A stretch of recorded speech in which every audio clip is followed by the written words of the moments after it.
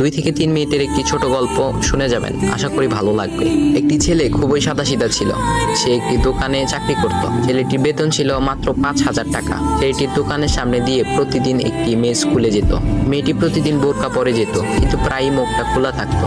একদিন হঠাৎ করে ছেলেটির নজর পড়লো মেয়েটির দিকে। এভাবে বেশ কয়েকদিন যাবার পর মেয়েটি বুঝতে পারলো ছেলেটি তাকে লক্ষ্য করে। মেয়েটিও বাঁকা চোখে ছেলেটির দিকে তাকাতে শুরু করলো।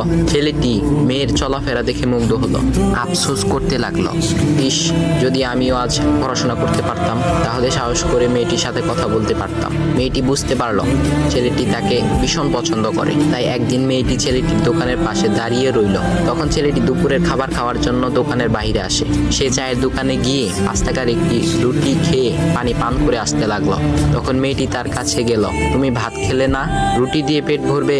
তখন ছেলেটি মেয়েটিকে দেখে অবাক হয়ে গেল। তখন ছেলেটি বলল, আমি ভাত খেলে আমার মা